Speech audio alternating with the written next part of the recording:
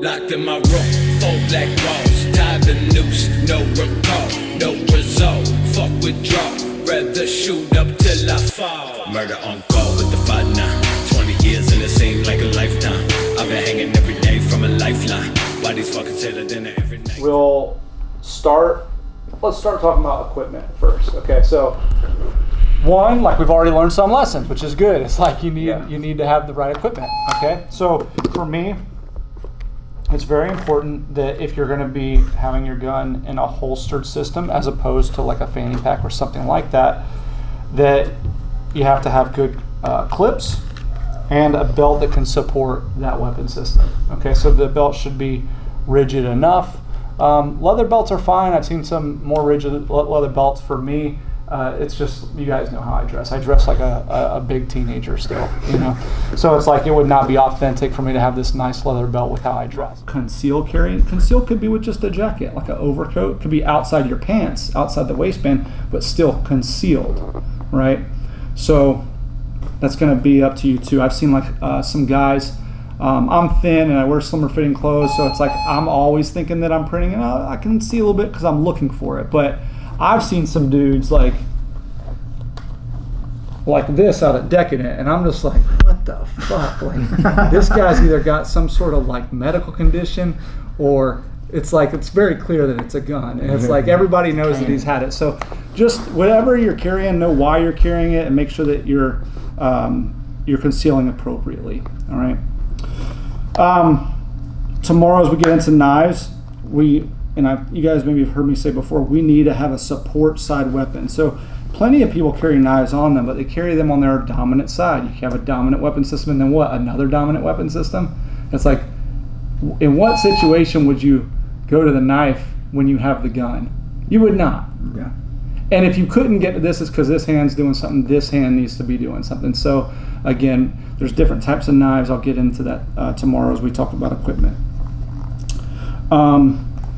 And again, I mentioned the bigger the gun for, like obviously as things get into the fall, I can carry a larger gun than I could in the summer.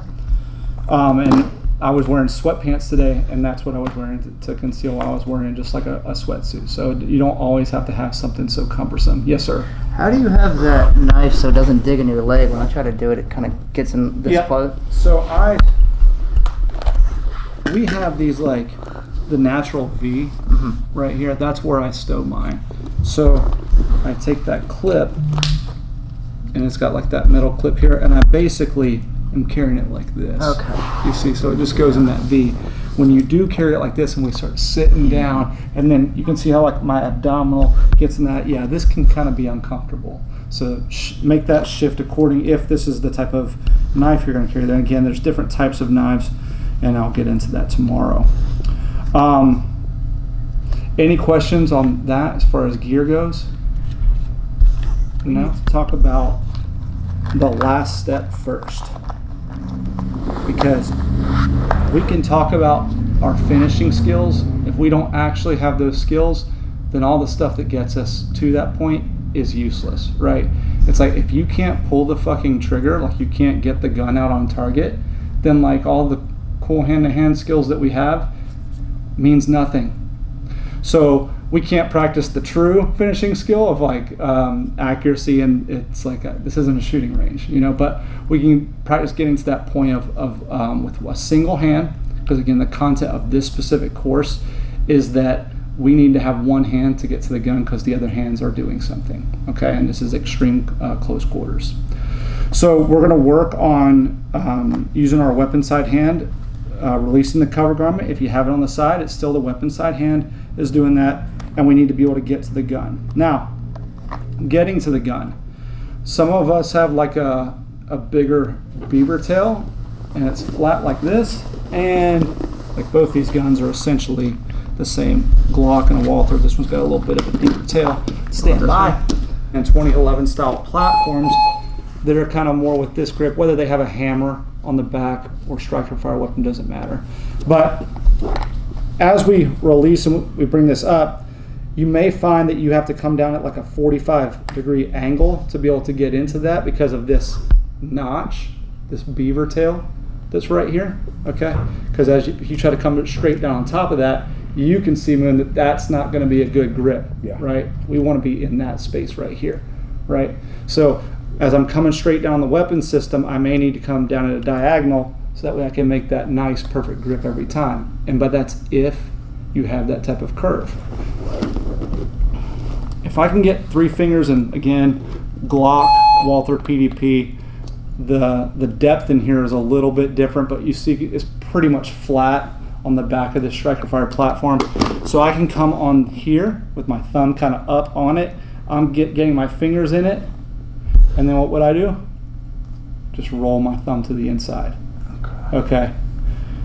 But it would not be bad to just kind of just like come straight in on it. I could just take the weapon in my hand, come straight in on this, as opposed to something like this. Okay. Yeah. When you, like, I carry a lot of single double actions. Yeah. When you're drawing, do you have your hand on the hammer when you draw? Or do you, or you just go straight grip? So if I'm carrying a double action, single action, it would be racked with a round in it, and I'm in double action mode. I would not have a safety on. Right. Okay, so the hammer should be forward. If it's a single action only gun, I'm probably having one in the pipe and a safety on. I meant like for the draw, you're still going like on the top. But At a like, diagonal. are you going At the diagonal, that's what I'm Okay. saying. Because of the beaver tail on those DASA guns, it's going to be better for you to go at a slight angle. Okay. Okay? Yep. So still get those fingers in, but you can see how I'm coming in at an angle like that. That's going to help pull the gun out a little bit better. Yes, sir. All right, so there's a whole lot in knowing your weapon system and, again, where you carry your stuff, but just think about that as we're doing the drill that we're going to do. So I'll start right now. We're going to get on our target.